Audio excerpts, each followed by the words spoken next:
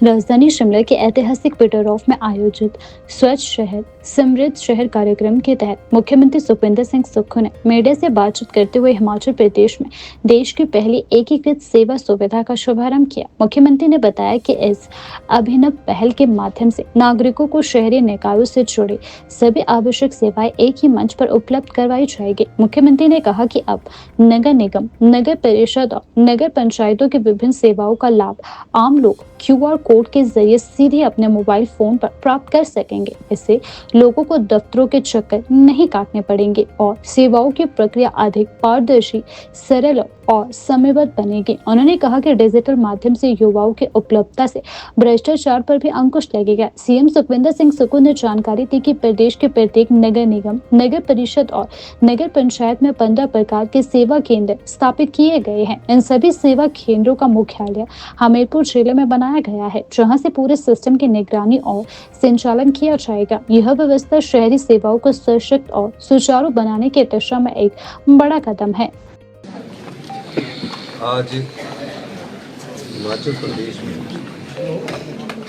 देश की पहली ई सेवा सुविधा का शुभारंभ किया गया है, जिसमें सभी प्रकार की सुविधा जो नगर निगम, नगर पंचायत, नगर परिषद में रहने वाले लोग हैं उनको मिलेगी।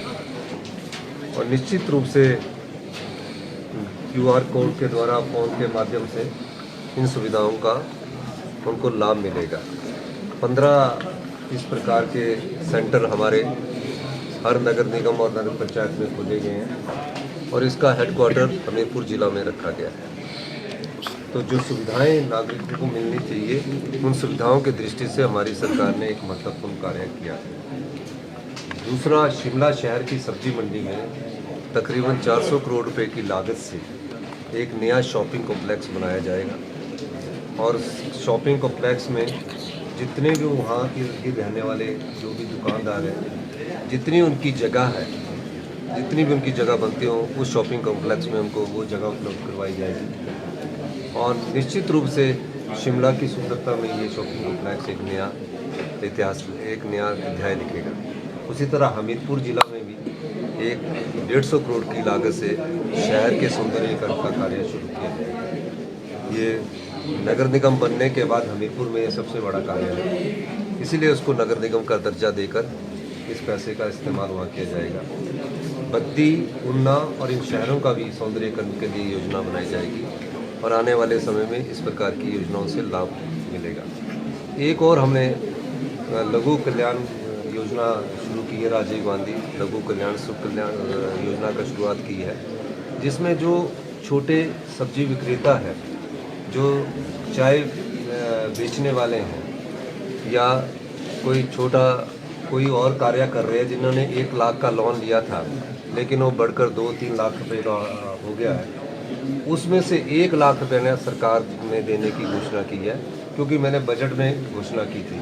पिछले दिनों जब मैं धर्मशाला गया था तो एक बेटी से मिला था, तो मैंने जब उससे बात की तो उस समय उसने कहा कि मेरे पास अभी भी, मैं 1 लाख रुपया तो दे चुकी हूँ लेकिन मेरे ऊपर अभी भी 80,000 रुपये का कर्जा है। तो ऐसे छोटे दुकानदारों को जो नाई की दुकान का कार्य करते हैं, चाय बेचने का काम करते हैं, सब्जी का काम करते हैं, मोची की दुकान करते हैं, उन सब के लोन माफ़ करने की दृष्टि से आज इस महत्वपूर्ण योजना का शुभारंभ हिमाचल प्रदेश में हमने किया है। निश्चित रूप से इसका फ़ायदा उन छोटे किसानों को जो नगर पंचायत में रहते हैं, जो नगर निगम में रहते हैं, जो नगर परिषद में रहते हैं, उनको मिलेगा इस योजना का लाभ, ताकि गरीब के पास भी इस प्रदेश की संपदा का एक हिस्सा जाना चाहिए, उस हिस्से का हकदार वो लोग। इसमें हिमाचली बोनोफाइड होना चाहिए, जिसने बेचारे ने सब्जी की दुकान के लिए 1 लाख लोन लिया है और 1 लाख 1.5 लाख हो गया, तो 1 लाख लोन हम दे देंगे और 50,000 वो खुद दे देगा।